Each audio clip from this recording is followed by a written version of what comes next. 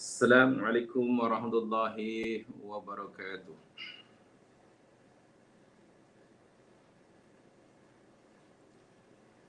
Innal hamdalillah nahmaduhu wa nasta'inuhu wa natubu ilaihi wa nastaghfiruh.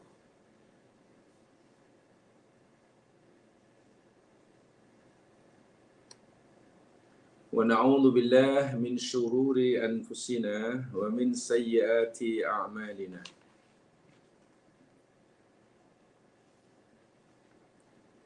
May yahdihillahu fala mudilla lahu wa may yudlil fala hadiya lahu.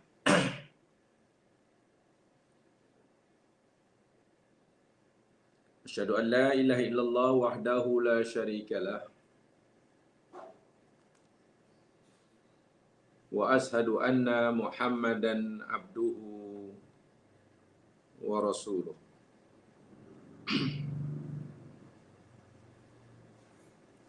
Allahumma salli ala Muhammad wa ala ali Muhammad. Assalamu alayka ya Rasulullah. Assalamu alayka ya Nabiyallah.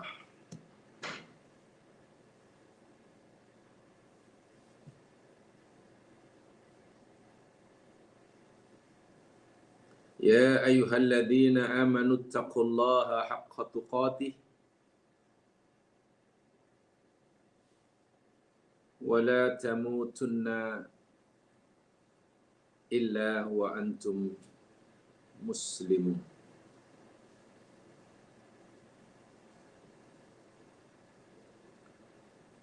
Wahai orang-orang yang beriman, bertakwalah kamu kepada Allah dengan sebenar-benar takwa. Dan jangan sekali-kali kamu mati melainkan dalam keadaan muslim.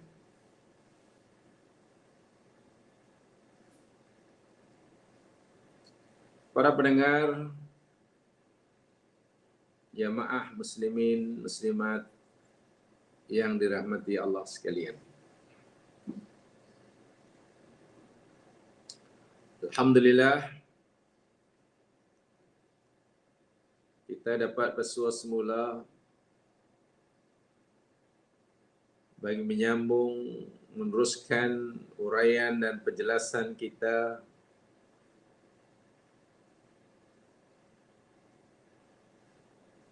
tentang kecintaan Allah terhadap hamba-Nya yang bertakwa.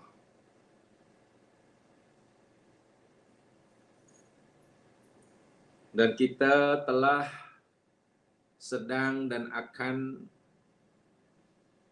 perdalami lagi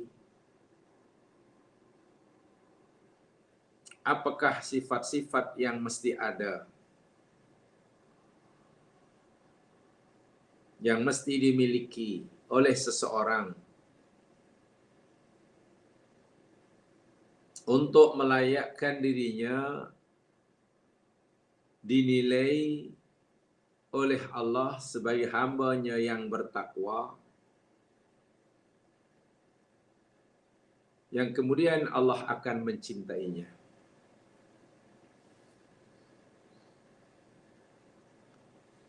Ayat yang kita pelajari pada siri terakhir lepas, yakni surah Al-Baqarah.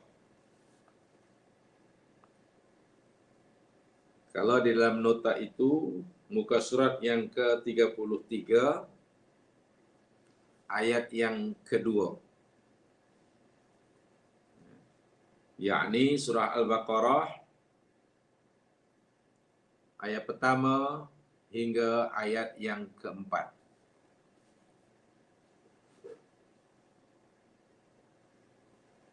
Sebagian penjelasannya telah diberikan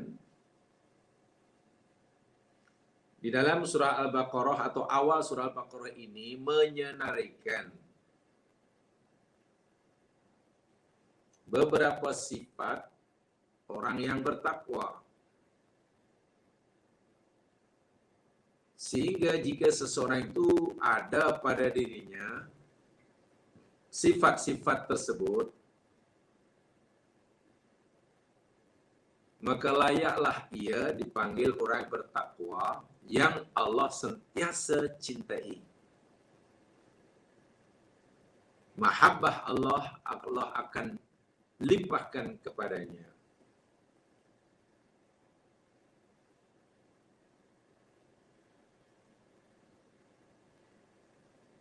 Dan sifat yang pertama yang telah kita pelajari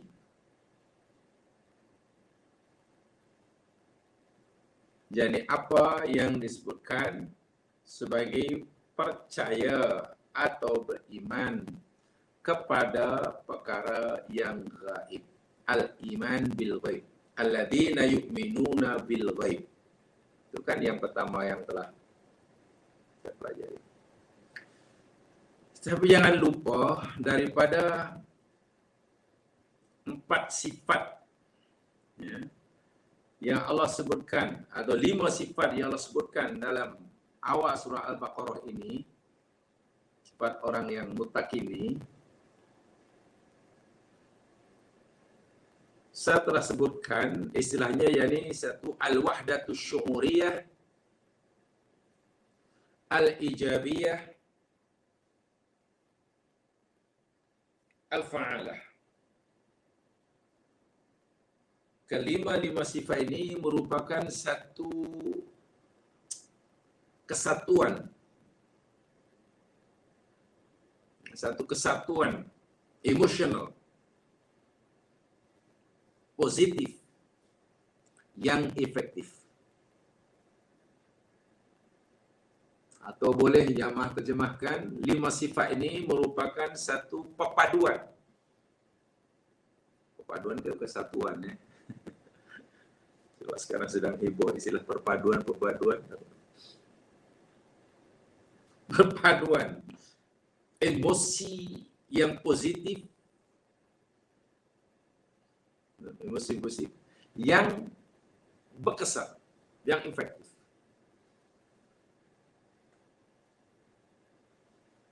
Artinya, ia bukan hanya merupakan sesuatu yang dirasa di dalam hati,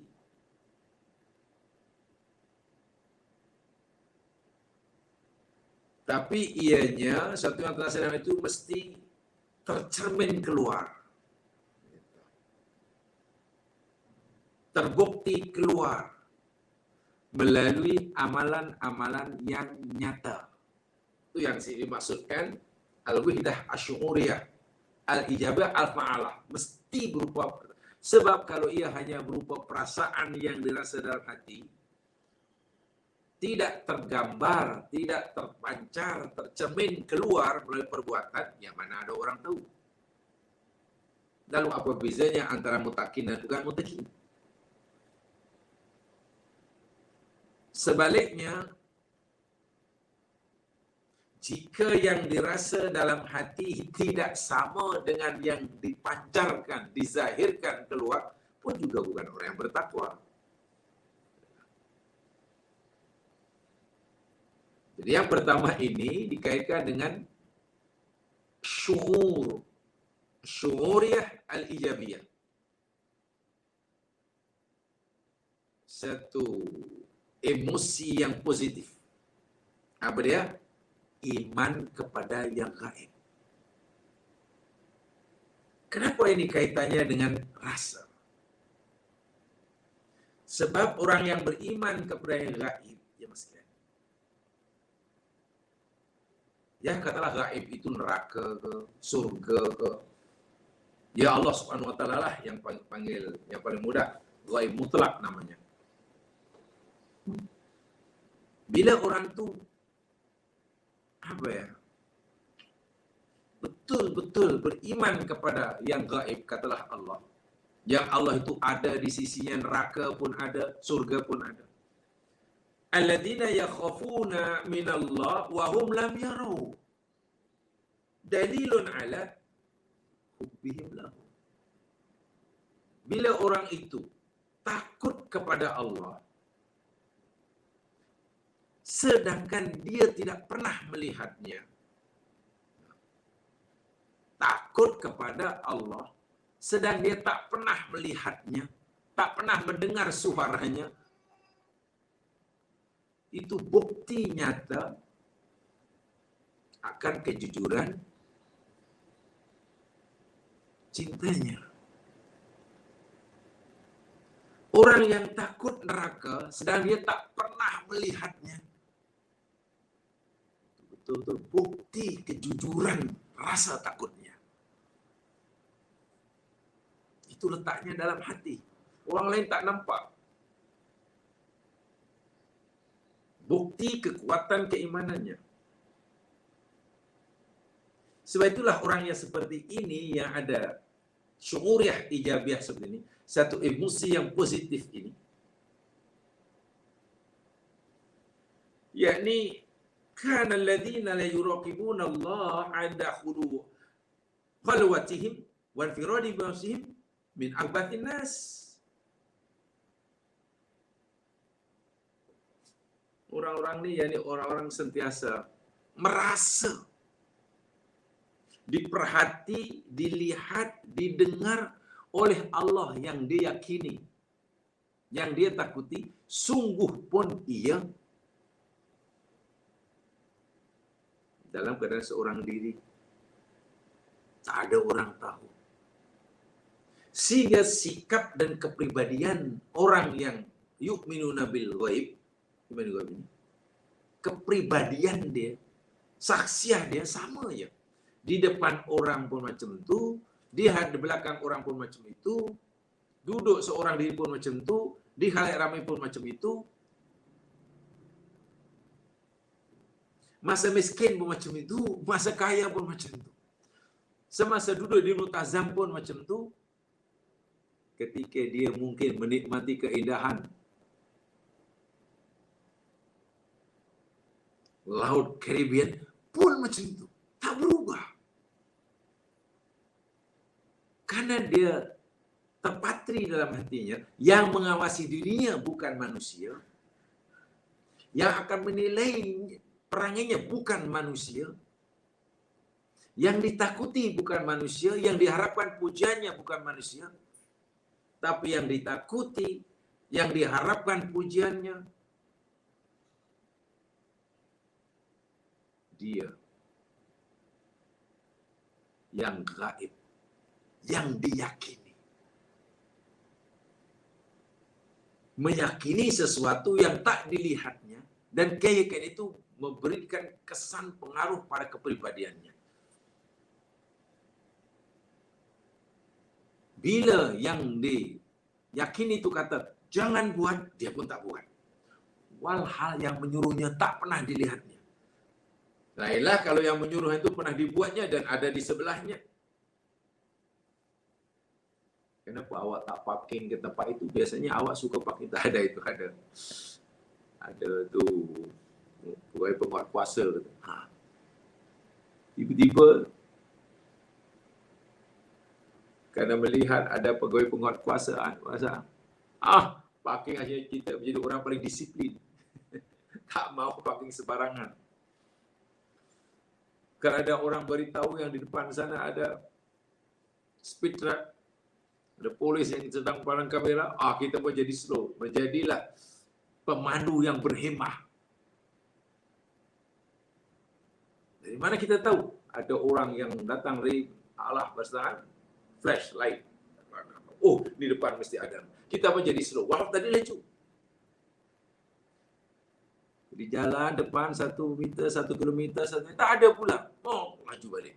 Tengok. Baru yakin di depan sana ada polis. Pasang kamera.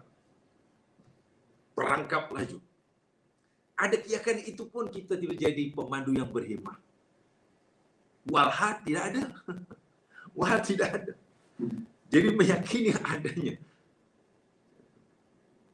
Tapi begitu tahu, tidak ada rupanya, laju balik. Nah, Allah ini sentiasa ada.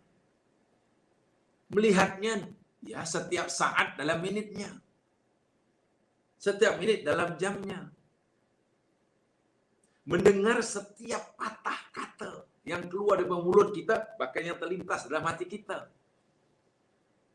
Dimanapun kita berada, Allah mengetahui. Bila keyakinan itu sudah sebat di zaman, pasti orang ini di depan orang ramai ke, seorang diri ke, jadi orang miskin, dia orang susah ke, sifatnya sama, sentiasa menjaga kepribadiannya.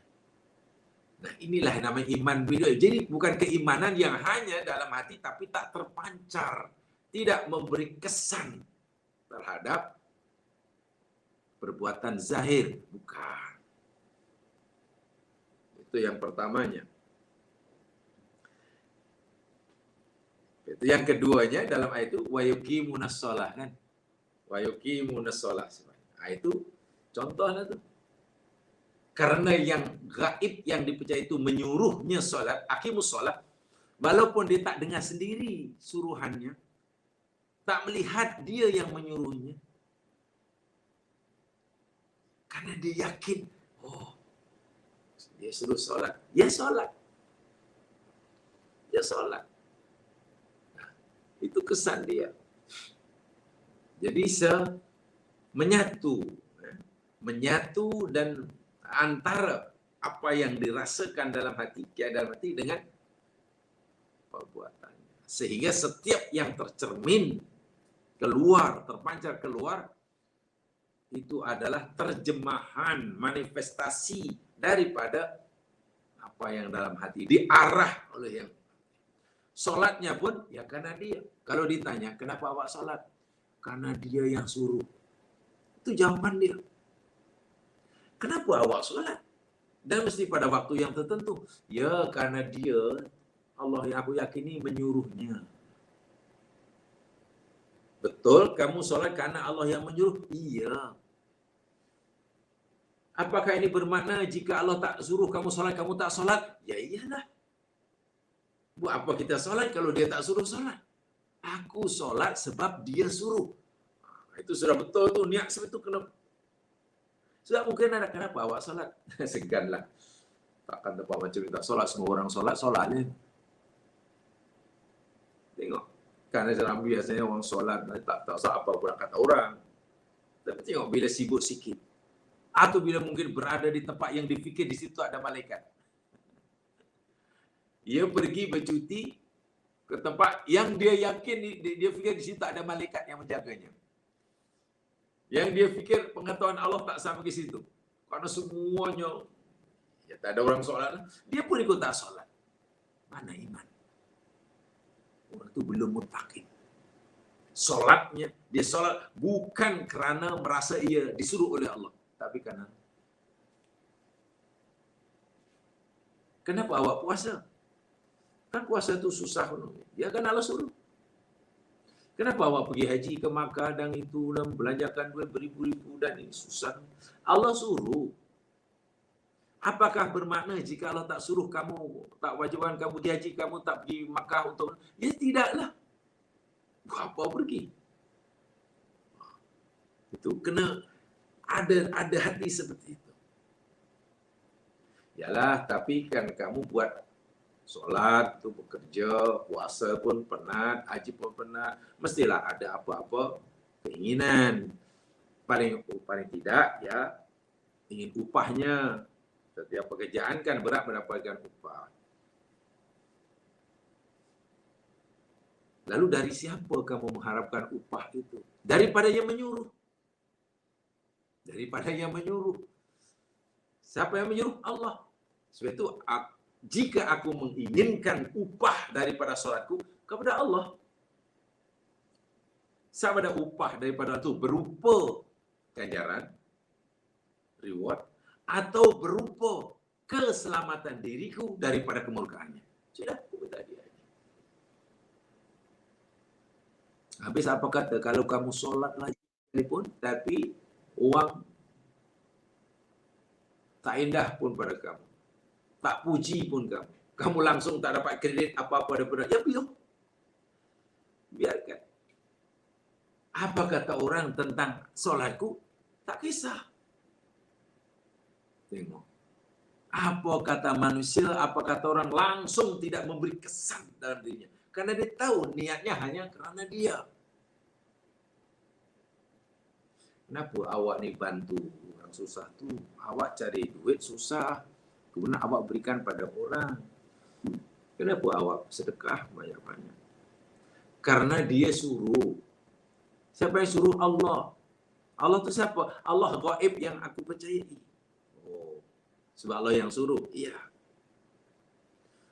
Bukan ada yang lain, tidak. Adakah bermakna jika Allah tak suruh kamu bersedekah, menyedekahkan rezeki yang Allah berikan kepada kamu, tak akan sedekah? Ya buat apa? Kalau aku sedekah bukan atas dasar pri kemanusiaan saja. Atas dasar kasihan, atas dasar cinta saja. Kalau aku suka, aku bagi. Kalau aku tak suka, tak bagi. Kan begitu akhirnya. Kalau kita bersedekah bukan kerana kita disuruh oleh Allah, dasarnya bukan kerana al-ghaib yang menyuruh kita, tapi alasannya karena suka tak suka. Akhirnya nanti kan kita hanya beri bantuan pada orang yang kita suka, walaupun dia senang. Kepada orang kita tak suka, ya kita tak akan bantu, walaupun dia memerlukan. Tengok. Akhirnya sedekah kita masih punya kepentingan pribadi. Kita masih punya kepentingan pribadi. Kenapa suka? Ya, karena aku suka dia. Karena aku tak suka dia. Bukan sebab Allah suruh. Bila kita tolong orang atas dasar karena Allah yang suruh, kita dah tak kisah. Macam mana nanti kalau orang itu yang awak tolong tu tak balas pertolongan kamu ke, tak ucapkan terima kasih, kita apa, ya itu urusan dia.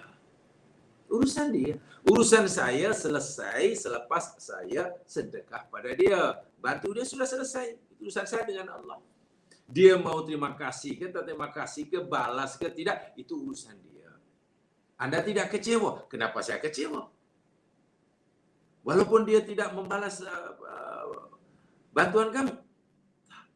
Karena aku minta balasan bukan daripada yang saya tolong. Tak adillah kalau saya tolong orang, lalu minta balasannya kepada orang kita tolong. Sedangkan yang menyuruh aku menolong dia, Allah. Saya silap. Kita tak bijak. Kalau kita minta balasan daripada kerja kita yang kita lakukan, mintalah kepada yang menyuruh kita melakukan kerja tersebut. Siapa yang menyuruh kita bekerja, memberi sedekah? Allah. Mintalah pada Allah. Jangan minta kepada yang kita tolong. Ingat, cik, ini saya tolong awak, tapi kalau saya kena balas, kalau tak balas, ya. Ucapan terima kasih pun kita tak perlukan dia. La nuridu minkum jazaan wala syukur. Itulah muttaqin. Hakku tuqatih. Allah sayang walaupun kita berikan sikit. Sikap orang yang kita bantu, mau terima kasih atau tidak, mau menghargai pemberian kita atau tidak, mau menafikan pertolongan kita atau tidak, itu tidak memberi kesan apa-apa dalam diri kita. Karena yang kita lakukan kerana Allah yang suruh. Maka kita pun kalau nak balasan, nak upah, mintalah kepada yang menyuruh kita.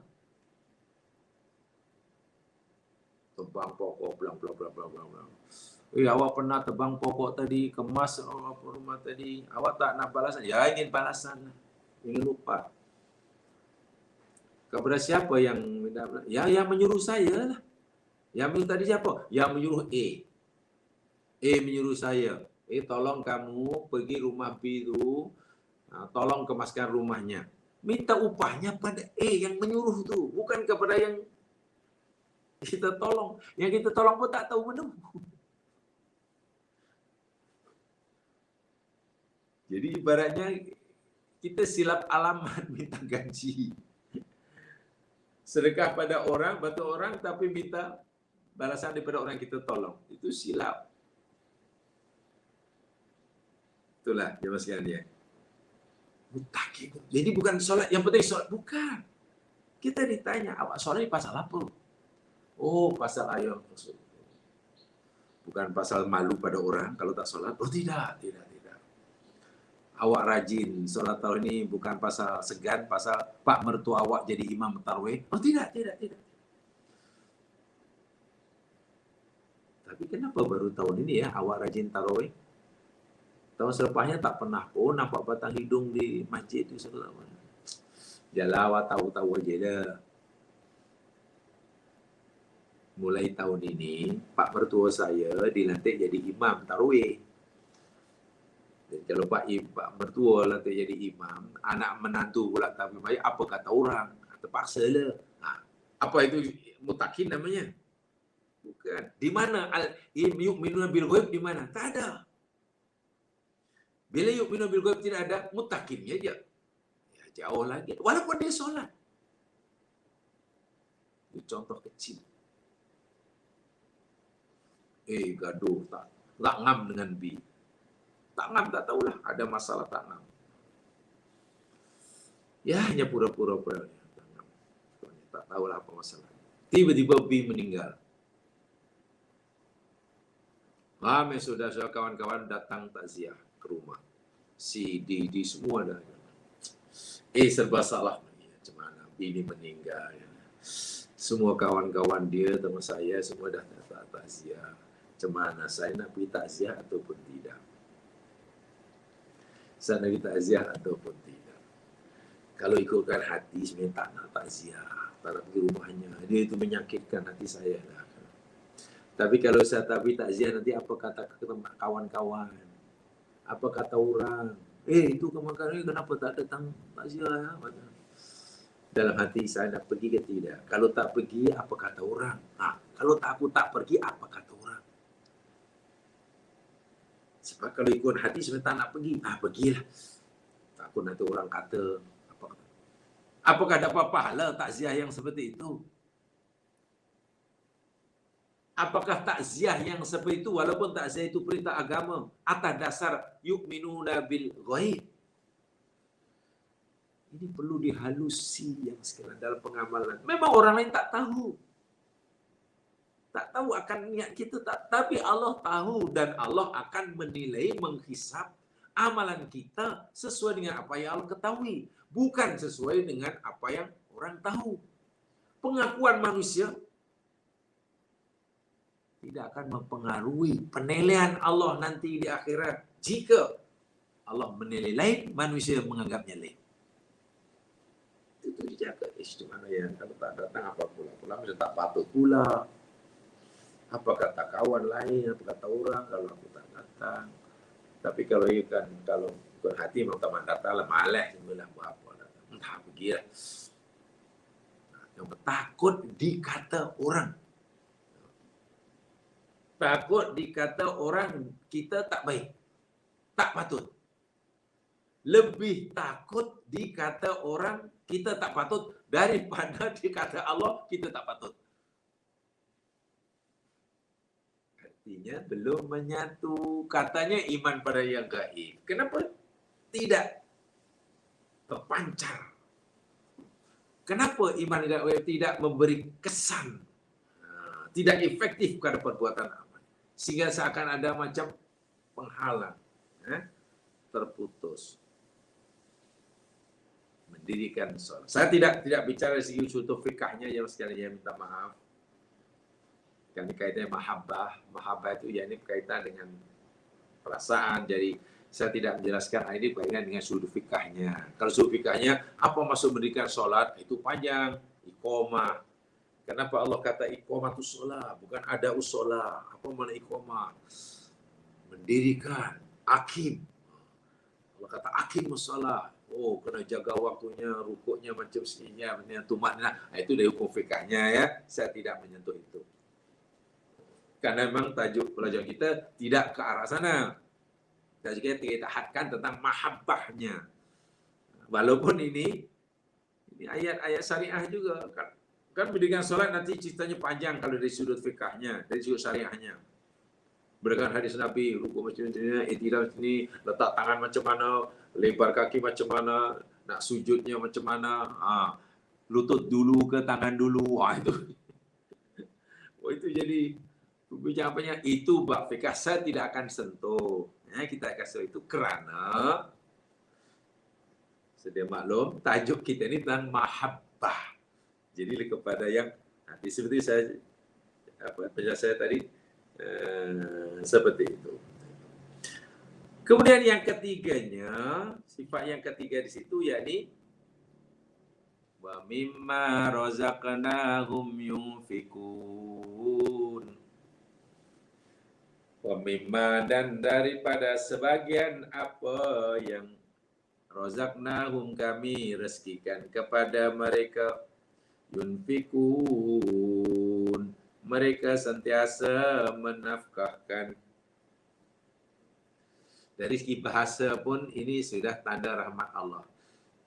Dari segi kalimatnya, itu pun Allah sudah memberikan kasih sayangnya kepada kita dalam perintah berinfak. Allah suruh berinfak, perintah infak itu sudah menjadi tanda, bukti kasih sayang Allah kepada hambanya. Kenapa? Coba perhatikan surah ayatnya. Mimma rozaknahum. Itu asalnya min dan ma.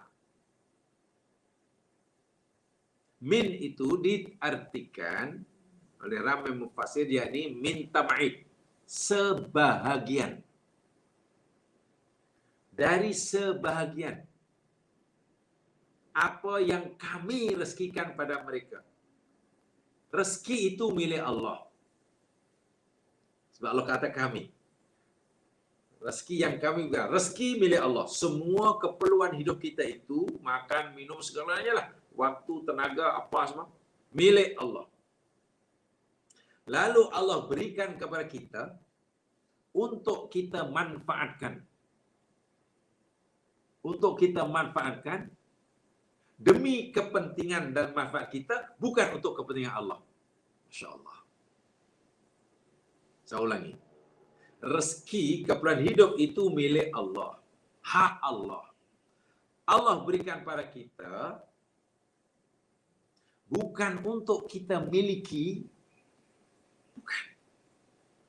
Tapi untuk kita manfaatkan demi kepentingan kebaikan kita, bukan demi kepentingan Allah. Macam mana supaya kita dapat manfaat daripada rezeki milik Allah yang Allah berikan kepada kita? Manfaatkan, gunakan sesuai dengan kehendak pemiliknya. Siapa pemiliknya? Allah. Bila kita gunakan rezeki Allah yang Allah berikan kepada kita sesuai dengan kehendak Allah, kita dapat reward yang sekalian. Kita dapat pahala. Tengok. Jadi cara Allah menunjukkan rahmatnya pada kita, itu rahmat Allah. Pertama, Allah bagi rezeki pada kita. Oh, itu dah rahmat. Kan rezeki itu keperluan hidup kita. Bayangkan kalau keperluan hidup kita untuk kita melangsungkan kehidupan tidak dijamin oleh Allah. Susah hidup kita. Sama ada rezeki Allah berikan pada kita secara percuma tanpa kita berusaha, ataupun keperluan hidup yang Allah berikan pada kita dengan kita berusaha. Oksigen. Itu rezeki yang Allah berikan kita tanpa kita berusaha. Ya. Heartbeat kita. Itu rezeki. Mata boleh melihat. Rezeki. Mengantuk boleh tidur. Tidur boleh jaga. Rezeki. Tangan boleh. Allah apa tak terkira. Belum lagi rezeki. Okey lah, si makan. Carilah. Air. Carilah. Tapi karena air lebih mustahak bagi kita untuk menjaga kelangsungan hidup kita berbanding makanan, maka air Allah limpahkan mencurah-curah. Sehingga air tidak ada yang haram. Coba, air ciptaan Allah ada yang haram atau tidak? Apa yang haram? Itu Arab. Itu bukan air, itu kita yang buat. Manusia yang buat. Itu air dicampur dengan racun tikus. Ini kenapa suruh campur? Air hujan halal, air sungai, air mata air apa? Halal. Halal atau tidak, kalau elok apa layak diminum atau tidak itu cerita lain. Tapi itu air yang campur dengan, ya tak halal sebab campur najis. Coba dibuang najisnya. Kan tak halal karena najisnya. Coba buang najisnya. Kenapa air semuanya halal? Tak kira sumber air di negeri komunis yang menentang Allah ke? Atau air Zam-Zam yang mulia? Halal. Ya. Kenapa ya? Karena air ini keperluan hidup yang sangat basic. Seseorang tidak mungkin hidup dalam masa yang lama tanpa air. Tapi makanan, situ cari air, sehingga tidak adalah orang mati karena kebuluran air itu. Seharusnya air sebenarnya ada. Baik, saya ulangi. Rahmat Allah, yakni Allah nak bagi kita balasan. Rahmat yang besar. Ganjaran yang besar, yakni surga. Untuk dekat surga macam mana? Allah bagi kita keperluan hidup. Itu pun dah rahmat dah. Allah sayang kita. Nak makan diberi makan, nak minum bagi minum, nak kurang oksigen. Kemudian jika rezeki-rezeki tadi kita gunakan sesuai dengan kehendaknya, dapat pahala. Allahu Akbar. Dapat pahala. Hebatnya pula kasih sayang Allah pula pada kita. Allah suruh infakkan rezeki Allah yang Allah berikan itu. Bukan semua. Mimma. Masya Allah. Itu hanya sebagian. Allah bagi kita 10. Sedangkan kita memerlukan 7. Allah tak benarkan kita beri semuanya 10. Tak boleh. Dilarang oleh agama. Katalah dalam keperluan hidup kita, dalam rumah tangga, kita kadang perlu 10 banyak. Allah bagi kita 10. Lalu kita tengok, oh yang kita perlukan untuk keluarga saya, untuk keperluan ini, bla bla bla, ada 7. Ya, kita hanya disuruh menginfakkan yang 3 itu saja. Bukan yang 10, banyak 5, hanya yang 3. Dalam Quran ada tuh. Jadi, ketika Nabi ditanya, mereka tanya kepada Muhammad, apa yang mereka patut infakkan? Mada yunfikun? Allah kata, kul. Jawab Muhammad. Jika mereka ingin infak, ingin memberikan pada orang lain, al-afwa. Al-afwa itu maknanya apa? Sesuatu yang lebih daripada keperluan. Masya Allah. Ini tanda orang yang bertakwa. Bersedia berkongsi nikmat dengan orang lain. Itu tanda orang bertakwa. Tadi saya sebutkan di atas itu. Melihat ada kelebihan dalam diri kita, sementara kita melihat pada masa saya melihat orang lain ada kekurangan. Kekurangan orang lain itu ada pada diri kita. Kelebihan ada. Lalu kita bersedia memberikannya. Kita memberikannya bukan karena kita suka orang itu. Ini bukan masalah suka tak suka. Karena dia yang menyuruh kita. Masya Allah. Dia yang menyuruh kita. Allah yang suruh kita. Kita bagi padanya. Tadi saya katakan, sama ada orang itu nanti membalas ke, tak membalas ke, terima kasih ke, tak terima kasih ke, menghargai pemberian kita ke, tak menghargai pemberian, itu cerita lain sudah, serah. Tugas kita selesai, urusan kita sudah selesai. Begitu kita lepaskan pemberian itu, berpindah ke tangan dia, sudah. Kita kalau minta upah pun, balasan pun, minta pada yang menyuruh. Jadi Allah. Itu ada dalam Quran banyak ya sekalian. Di surah apa namanya? Al-Insan. Dibaca Pak Imam itu ada tu. Innama nud'ayukum liwajhillah la nuridu minkum jazaan wala syukura. Aku bagi kamu makan, minum, menolong kamu ni semata karena Allah yang suruh dan mengharapkan ganjaran pada dia. Karena dia yang menyuruh. La nuridu minkum. Kami tak mengharapkan apa-apa daripada kamu. Jazaan, balasan.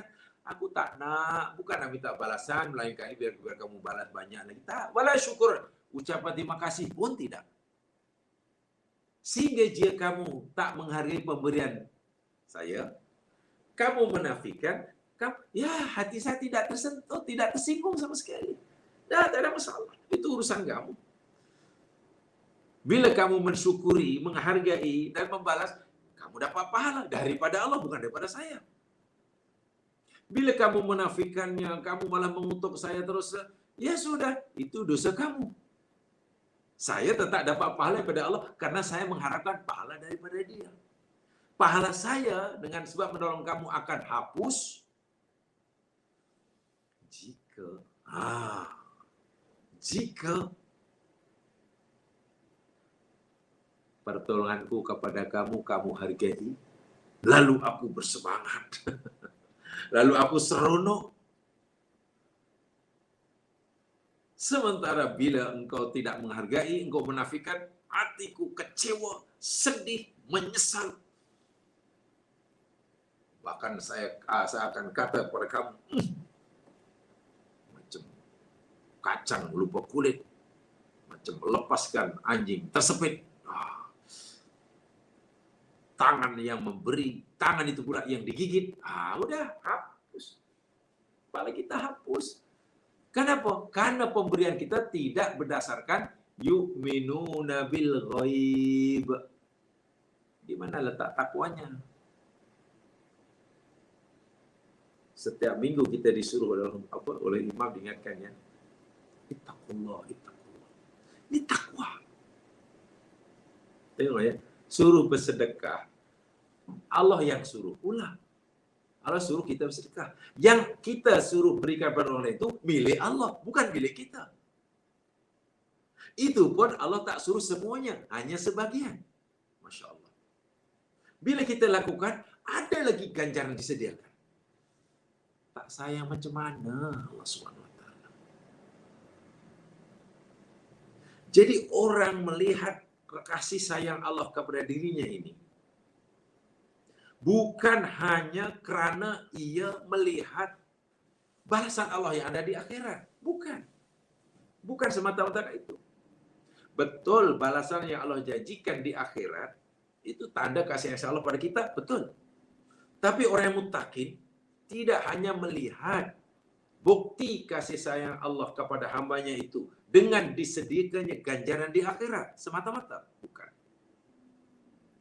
Tetapi orang yang bermuttaqin melihat dan merasakan rahmat Allah, mahabbah Allah pada dirinya itu justru bermula daripada perintah Allah itu. Allah suruh solat, itu adalah rahmat Allah. Allah suruh zakat, Allah suruh infak, itu adalah tanda mahabbah Allah. Tengok.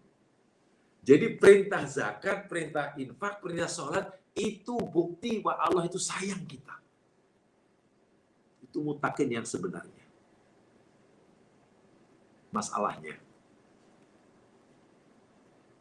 sudahkah kita merasakan perintah Allah kepada kita dan larangan Allah kepada kita itu sebagai bukti mahabbah Allah kepada kita? Macam mana ya? Ya ini kaitannya rasa ya. Ini kaitannya perasaan, itu susah nak. Mahab kita ini sebenarnya cerita tentang apa ya, syuuriyah aja maksudnya. Bila kaitan dengan rasa, susah. Karena yang tahu hanya yang merasakan. Nak menjelaskan pun susah. Hanya saya ingin mengajak jamaah untuk coba merasakan. Sudahkah kita meyakini, bahkan merasakan perintah Allah dan larangan itu adalah bukti mahabbah Allah kepada kita. Atau jangan-jangan perintah Allah dan larangan itu bebanan bagi kita. Ini masalah.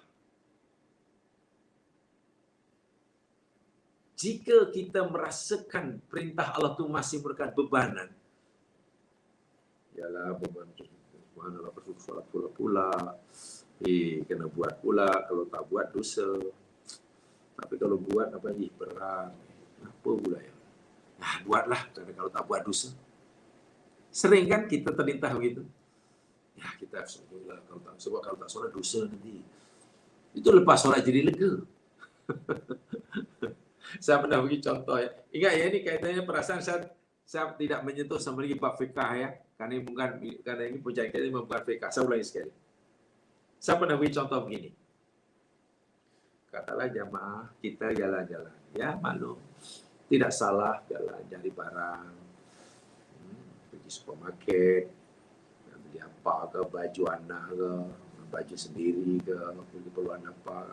Apalagi ujung tahun itu ada big sale, harga runtuh, beli satu dapat satu, ambil sendiri, bungkus sendiri, bawa sendiri. Harga runtuh tuh. Pergi. Semua kedai menawarkan diskon yang luar biasa lah. Hanya diskon sampai 95% diskon. Jalan-jalan, murah itu. Alhamdulillah dia masih mampu mengawal. Salah satu tanda hamba Allah yang dikasihi oleh Allah, mampu mengawal keinginan. Kalau inginkan hati, ikutkan hati, beli itu sebab murah. Rugi kalau tak beli. Tapi karena dia mampu mengawal nafsunya, dia lebih suka dicintai oleh Allah, mendapat kepuasan dengan cinta Allah kepadanya daripada mendapat kepuasan dengan memenuhi kehendak dirinya. Walaupun murah, walaupun saya nak, tapi saya tak perlu. Alhamdulillah, itu Allah sayang itu. Wa ibadur rahman itu dalam surah Al-Furqan tu. Kan satu antaranya yakni waladina idza anfaqu lam yusrifu lam yaqturu, tak boros, tak kikir. Sedekah tapi jalan, tapi seronok, Allah suruh murahnya, Allah itu murah. Tak terasa, jalan-jalan sudah pukul 3:30 petang. 3:45. Dah masih 3:45. Belum solat zuhur. Tengok. Belum solat zuhur. Mana ni? Sedangkan masih banyak kedai yang kita belum kunjungi. Masih banyak tengok sana tu ni. Mana mungkin ada bandar yang kita perlukan dan murah. Macam mana ni dah 3:45 belum solat zuhur. Akhirnya minta kejap, kita berhenti kejap lah, kita solat zuhur lah. Kawannya yang mungkin uzur tak solat. Tak apalah, dia ada keuzuran. Minta solat. Banyak lagi tu. Kenapa tu solat? Ini solat tu. Okeylah, boleh you solat dulu lah. Karena tak selesa kan? Dia tak selesa nak jalan terus sedangkan belum solat zuhur. Rasa bersalah. Macam terbeban yang sangat beban yang berat sekali. Macam terikat kakinya. Nak jalan tak seronok. Kawan, okeylah, pergilah solat lah. Tapi jangan lama-lama tahu. Kata kawan dia, jangan lama-lama tengok. Nak solat tu, jangan lama-lama. Iyalah solat. Ya paling-paling dalam 10 minit lah. Lama tu 10 minit. 5 minit. Tak boleh lah 5 tu tak boleh. Tak boleh, kena 5 minit. Kita masih banyak tempat yang okeylah 3 minit. Tengok masih tawar. Minta 3 minit untuk solat zuhur. Pun wudu solat Allah. Assalamualaikum. Jalan. Yuk kita jalan. Yang ini saya tanyakan. Ini kaitan perasaannya ya Mas Yan. Ya, saya tidak seudon. Minta maaf, saya tidak seudon. Ini jika kita yang merasakan, dan tolong bercakap jujur pada diri sendiri. Pada diri sendiri. Katalah kita yang mana begitu. Bila dah pukul 3:45 belum solat zuhur, pasti kita rasa bersalah. Macam ada bebanan yang berat, macam kaki ini berat nak berjalan. Karena ini ada solat belum ni. Akhirnya pergi solat. Kalau solat zuhur saya, kita jalan lagi. Agak selesa atau tidak. Hati terasa terbeban atau tidak semasa nak meneruskan window shopping tadi. Tengok sana. Coba rasakan itu. Kalau dalam hati kita ada rasa perbezaan. Tadi sebelum solat rasa ada bebanan. Selepas solat, jadi ringan. Tahukah ya mas kalian?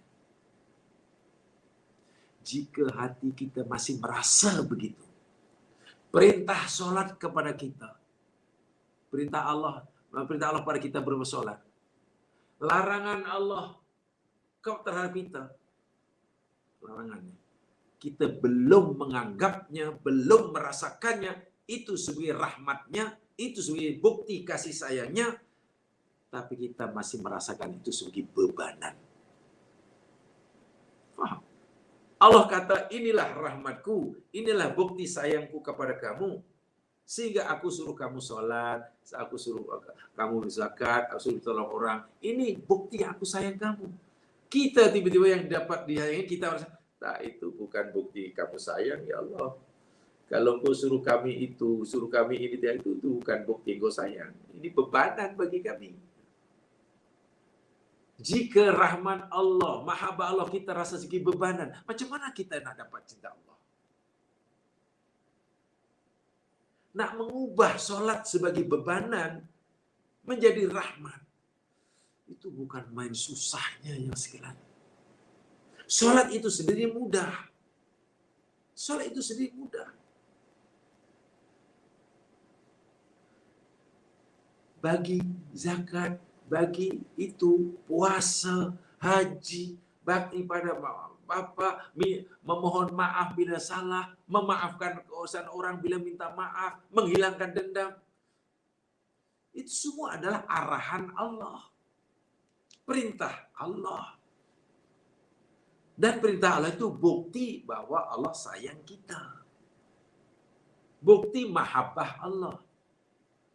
Masalahnya, sudahkah kita menganggap semua itu sebagai bukti yang Allah sayang kepada kita, atau kita masih menganggap itu sebagai bebanan?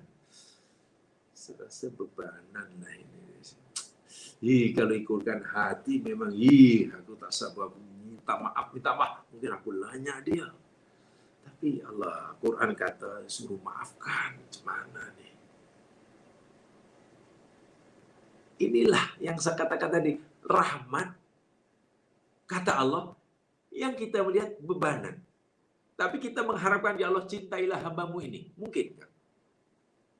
Kita kata, ya Allah, cintailah hamba-Mu ini. Allahumma rzuqni hubbak. Ya Allah, berilah kami rezeki cinta-Mu kepadaku. Dan Allah kata, ya, aku bagi cinta, aku limpahkan cinta kepadamu. Sebagai bukti aku mencintaimu, wahai hambaku, aku suruh kamu buat ini ya, buat ini ya, jangan buat ini ya. Tiba-tiba kita, ya Allah, bukan macam itu cintanya. Itu bukan bukti yang kau cinta. Takkanlah kau nak membuktikan cinta padamu ini, kau banyak permintaan kepada aku. Itu bebanan. Allah kata, tak, aku suruh kamu buat ini bukan untuk kepentingan aku. Itu untuk kepentingan kamu. Kamu buat, aku tak untung. Kamu tak buat, aku tak rugi, kata Allah. Iya. Seluruh orang patuh kepada Allah, kemuliaan Allah, kekuasaan Allah tidak akan bertambah. Sikit pun. Semua manusia degil, ingkar, kufur kepada Allah, seperti mana kufurnya iblis, kekuasaan Allah, sifat terpujinya Allah tidak akan terjejas sikit pun. Begitu dalam ajaran akidah, berdasarkan hadis Nabi yang panjang. Jadi itu Allah kata, aku suruh kamu ini untuk kepentingan kamu. Aku larang ini untuk manfaat kamu. Nah, saya sampaikan lagi sekali. Allah suruh kita solat, Allah suruh kita zakat. Nanti yang sifat yang berikutnya, beriman kepada Al-Quran. yu'minuna bima unzila ilaik. Pada Al-Quran. Wa ma unzila min qablik. Iman pada kitab-kitab sebelum Al-Quran, Taurat, Injil, Zabur dan Suf dan sebagainya. Yakin pada hari akhirat, kan itu sifat-sifat yang ada dalam ini. Saya ringkaskan saja. Semua itu adalah perintah Allah. Yang tadi saya gambarkan sebagai al-wihdah, kesatuan emosional, positif, yang efektif. Itu tanda kasih sayang Allah, bukan bebanan. Jika kita masih merasakan perintah dalam sebagai bebanan, ya tolong ditingkatkan, tolong diubah. Karena nampaknya kita mungkin belum layak dipanggil muttaqin yang haqqa tuqatih.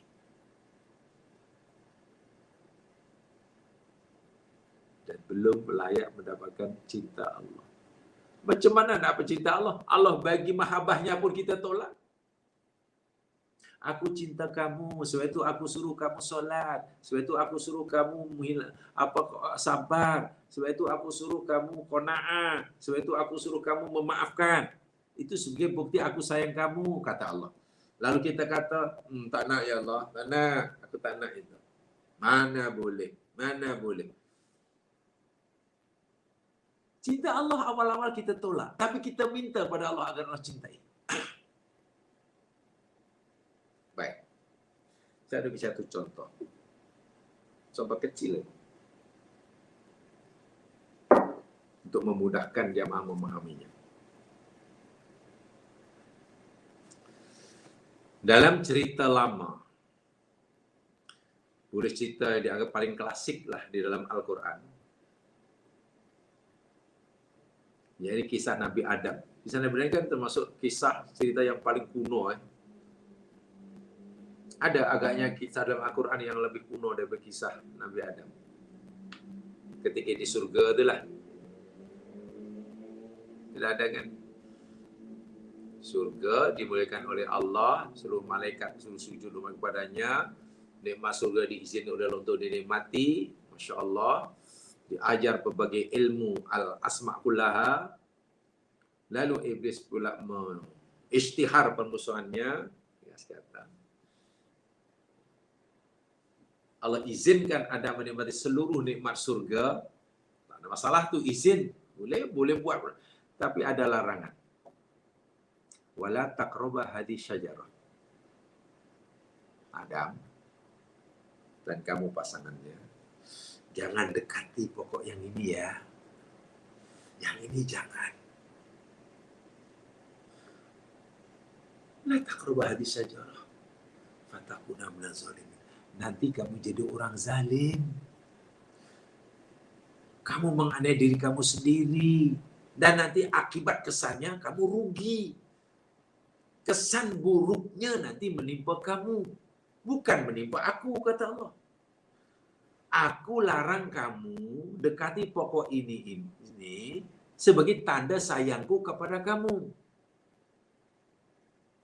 Sebab kalau kamu langgar, nanti kesan buruknya menimpa kamu. Bukan memberi kesan pada aku. Tengok.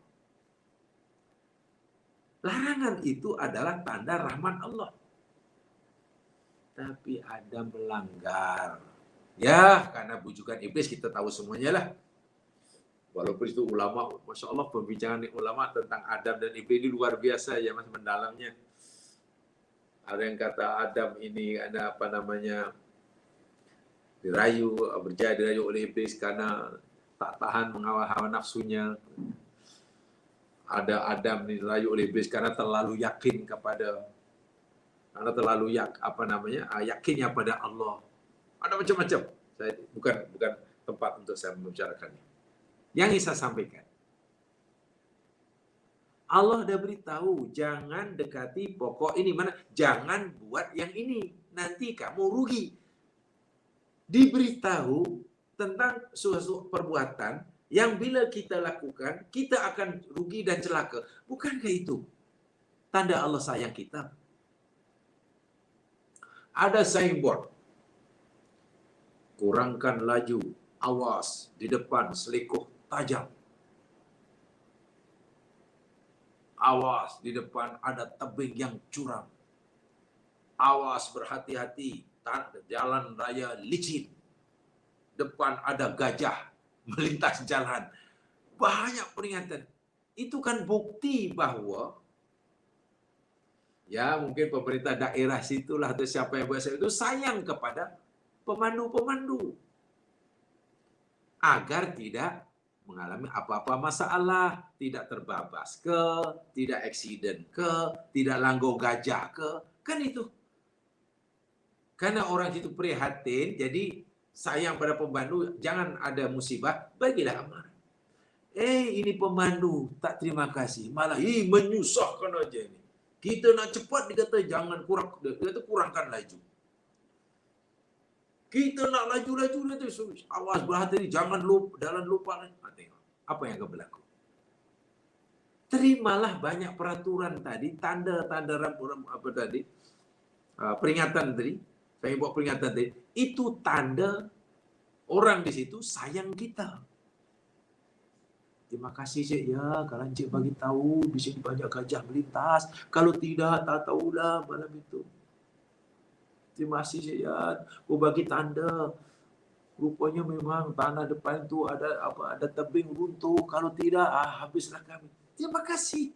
Bukan dianggap sebagai bebanan. Bukan dia sebagai mengekang kebebasannya untuk bergerak.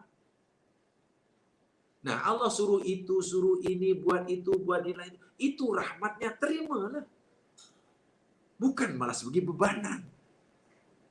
Adam akhirnya tengok, kan dilanggar apa? Siapa yang rugi? Allah kah yang rugi? Masya Allah, subhanallah. Dia sendiri yang rugi. Perintah Allah ini bukan bebanan. Masalahnya, sudahkah kita merasakan, menerima dan merasakan perintah Allah itu sebagai rahmat, bukan bebanan. Kita pasti sering mendengar di mana-mana, bahkan dalam kuliah mungkin ada kuliah-kuliah umum ulama khusus ke apa, tak tahulah di mana-mana bila nak masuk Ramadan mesti disampaikan kan tentang bulan yang luar biasa, orang menyambutnya dengan gembira dan lain sebagainya lah. Dulu karena juga Lailatul Qadar, menunggulah pengistiharan masuk bulan Ramadan atau belum. Bila telah mendengar pengumuman pengistiharan oleh penyimpan mohon besar Raja-Raja Melayu, dengan ini diistilahkan bahawa satu hari bulan Ramadan jatuh pada hari Isnin 12 dan kemudian itu katalah besok. Ada yang alhamdulillah besok puasa seronok kita. Alhamdulillah. Ada yang menyebut dengan gembira, ada yang alah esok dah puasa katanya.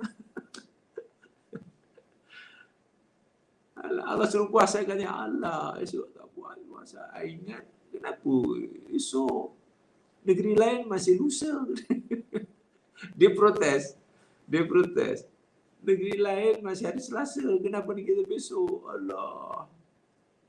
Puasa dianggap sebagai bebanan, bayangkan. Solat dianggap sebagai bebanan. Tolong orang bebanan, jujur bebanan. Larangan rasuah bebanan. Saya tak tahulah kenapa lah rasuah dilarang. Jadi susah hidup saya kalau kita tahu rasuah. Peluang untuk saya rasuah ini sangat besar dan terbuka. Lagi pula saya ini sedang menghadapi masalah keuangan. Segala jalan yang saya tempuh dah tak berjaya selesaikan masalah. Ada satu caranya, yakni rasuah. Dan banyak peluang. Tapi kenapa Allah larang? Kalau tak dilarangkan bagus. Tengok, melihat larangan rasuah itu sebagai bebanan. Sepatutnya terima kasih pada Allah karena Allah melarang kita rasuah.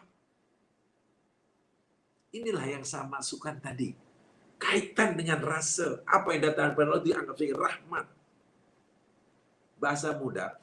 Kalaulah perintah dan larangan Allah yang dalam bahasa agama dipanggil taklif. Yang Allah kata ini sebagai bukti kasih sayangku kepada kamu wahai hambaku. Tiba-tiba kita tidak merasakan ia sebagai bukti kasih sayang Allah. Sebenarnya kita merasakan itu sebagai bebanan. Bagaimana mungkin kita akan disayangi oleh Allah?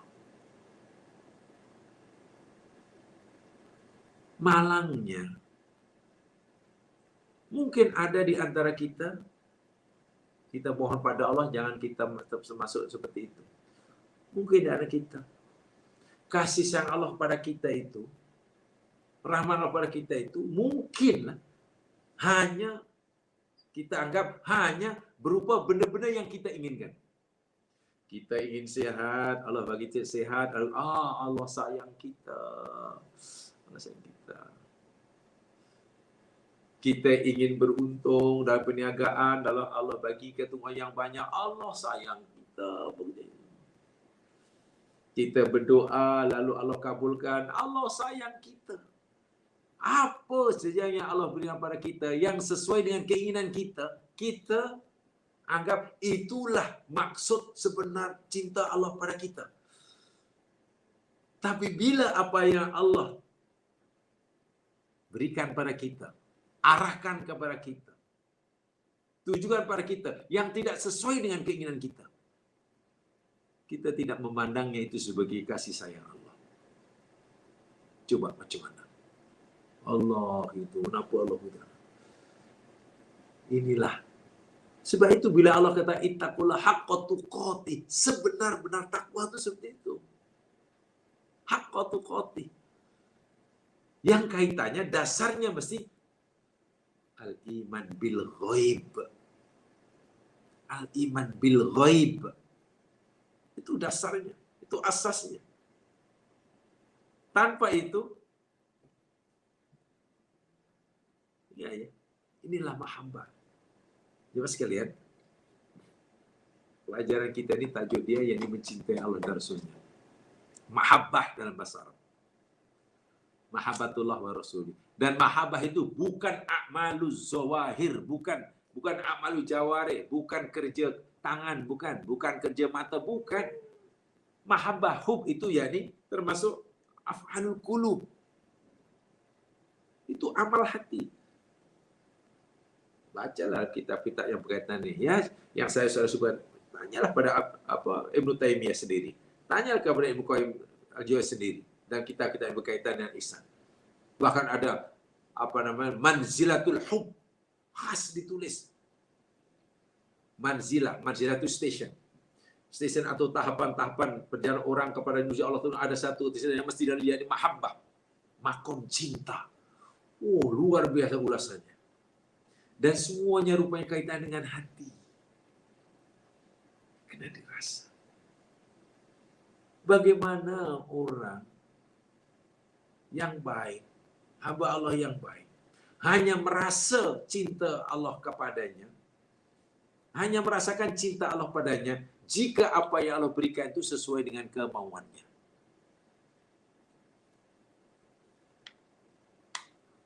Tapi jika yang Allah berikan yang kendaki berlaku kepadanya ini tidak sesuai dengan keinginannya, ini bukan cinta namanya, ini beban menyusahkan. Jangan.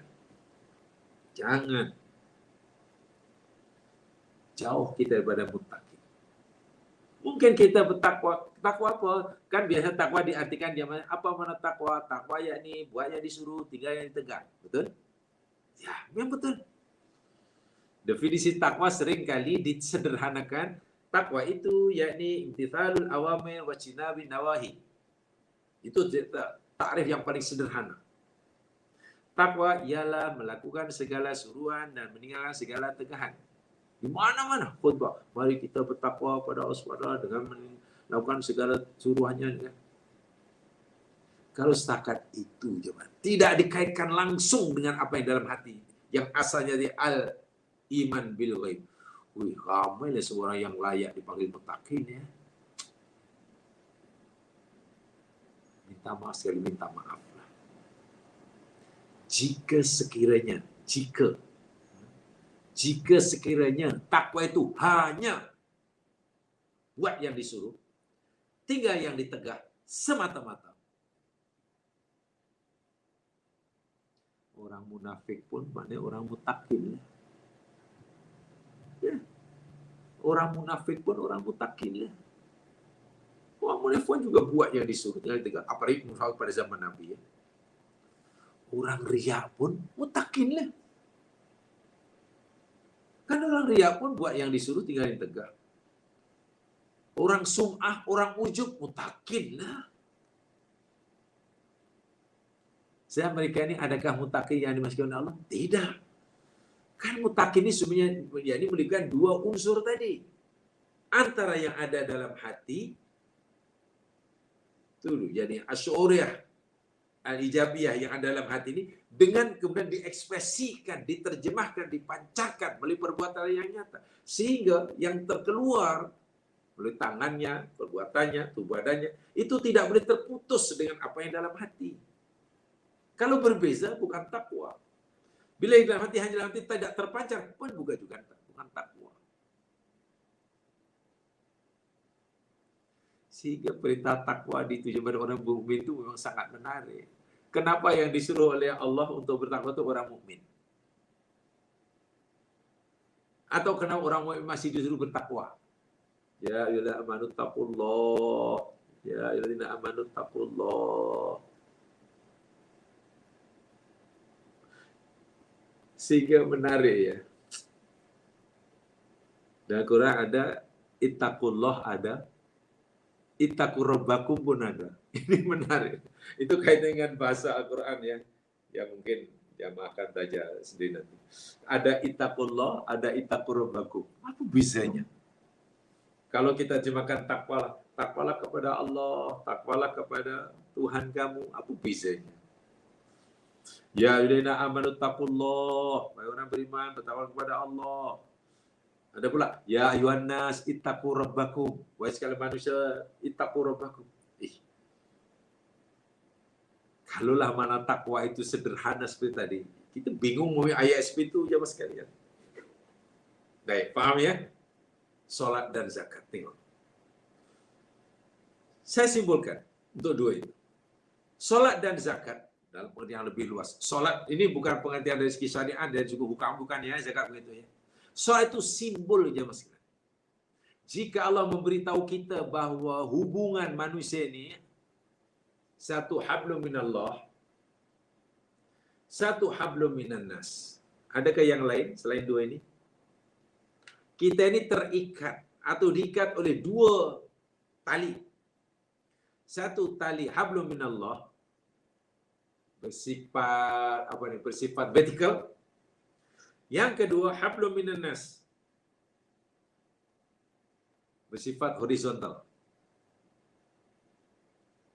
Kedua-dua ini mesti dilaksanakan secara serentak. Bagaimana hubungan kita dengan Allah? Ya, itu peraturan ibadah yang sangat banyak itu tentang ritual. Ada ritual biasanya. Solatlah, hajilah, zikirlah, wiridlah, doalah sebenarnya. Dan hablum minan nas. Ini yang bersifat sosial nih.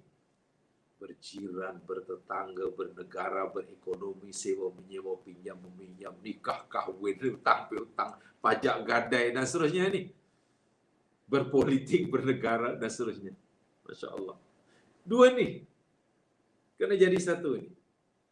Salat itu simbol keharmonian hubungan manusia dengan Tuhannya. Simbol keharmonian hubungan seorang hamba dengan Allah dilambangkan dengan salat. Ini terlepas daripada pengertian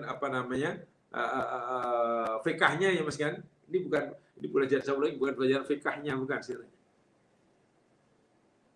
Salat itu simbol keharmonian hubungan seorang hamba dengan Tuhannya. Sebab itu Nabi bila salat, Nabi merasakan kedamaian jiwa yang luar biasa. Qurratul ain Nabi itu adalah salat. Rehat yang paling sempurna bagi Nabi adalah salat. Karena salat betul-betul bila orang salat dengan sebenarnya salat, itu silah antara hamba dengan Tuhannya itu Rasul. Fikirannya dibebaskan daripada segala-galanya kecuali Allah. Hatinya dikosongkan dari segalanya kecuali hanya Allah. Dia tidak izinkan selain Allah bersemayam di dalam hatinya. Salat. Situ Nabi mendapatkan satu kepuasan rohani yang luar biasa. Ketenangan yang luar biasa. Rehat yang luar biasa. Kan itu sabda Nabi sendiri. Wa ju'alatis sholatu qurratu aini. Allah jadikan salat itu sebagai qurratu aini. Sesuatu yang paling membahagiakan jiwa Nabi itu salat. Salat pula kata Nabi, bila Nabi jadi imam suruh Bilal, arih Nabi ya Bilal, Bilal, rehatkan kami semua ya Bilal dengan salat. Salat itu rehat. Siapa orang tak ingin rehat? So, bila salat itu keharmonian hubungan dengan Allah. Bila dengan Allah sudah sangat harmoni hubungannya, bagaimana dengan manusia? Wa mimma razaqnahum yunfikun. Dan menginfakkan sebagian rezeki. Itu simbol keharmonian hubungan sesama manusia. Antara si kaya dengan si miskin. Sehingga si miskin, bila si kaya sentiasa menyantuni si miskin tidak dengki melihat kekayaan si kaya.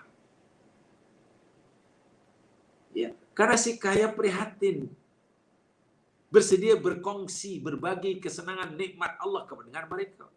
Si kaya pun tenang hatinya, walaupun berjiar dengan remeh orang miskin, dan dia terpaksa meninggalkan rumahnya karena mungkin urusan perniagaan, jarang di rumah. Tak takut ada uang masuk, ada peju masuk, tak takut jirannya akan mengambil hartanya. Karena jirannya sangat menyayangi si kaya, si miskin. Tengok. Si kaya sebagai pelindung bagi si miskin merasa terlindungi, akhirnya menjaga keselamatan rumah tangga si kaya. Harmoni hubungan dia, keharmonian hubungan sesama manusia. Bila hubungan dengan Allah sudah sangat harmoni, sesama sudah harmoni, coba di mana tempat orang itu? Itulah mutakin. Sebab mungkin ramai orang rajin solat nanti jaga, zikirnya panjang, wiridnya subhanallah, wajib ada di majlis ilmu, tak pernah miss. Baca Quran, tak tahulah, apa banyak kali. Tapi hablum minasnya hancur. Hancur.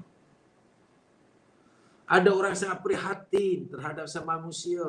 Pantang dengan musibah di mana mesti datang di situ. Tak kira bangsa apa, sanggup, luar biasa.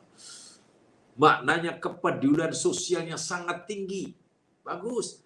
Tapi kadang ya Allah solatnya cuek. Ritualnya Allah masih kurang. Tak boleh juga.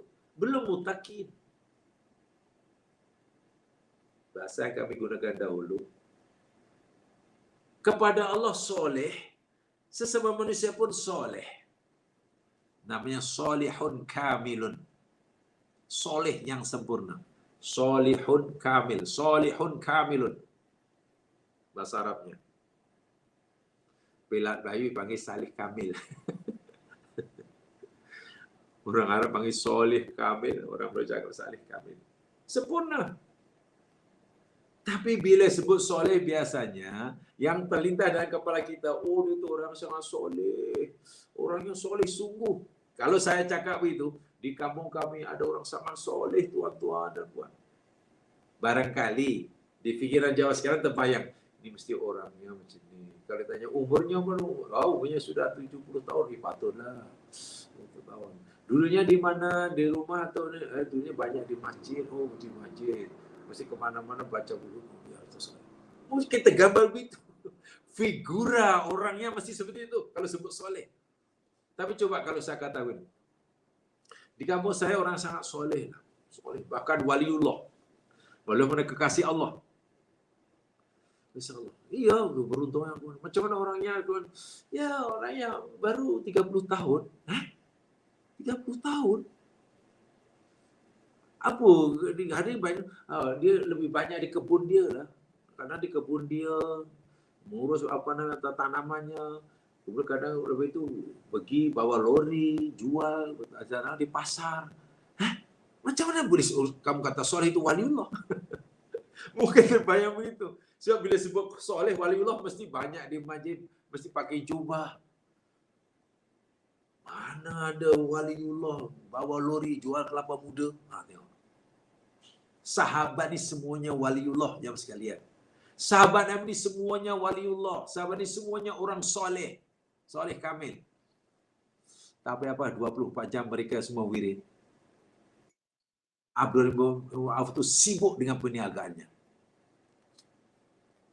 Ada yang lain sibuk dengan pandai besinya. Yang lain sibuk dengan berkebunnya. Yang lain sibuk dengan, Masya Allah. Karena mereka tahu untuk jadi soleh itu hablum minallah itu cantik, hablum minallah cantik. Jadi hamba Allah sempurna, jadi khalifah Allah sempurna. Kan kita ini punya dua, kita ini pemegang dua fungsi. Kita ini memegang dua portfolio. Satu portfolio hamba Allah, kedua portfolio khalifatullah. Nah, khalifatullah itulah tugasnya. Ada yang di pasar, ada yang di pemerintahan, ada yang jaga itu, dan semua dilakukan karena Allah tadi. Tidak mencuri, tidak khianat, tidak pecah amanah. Oh, itu soleh itu jamaah sekalian.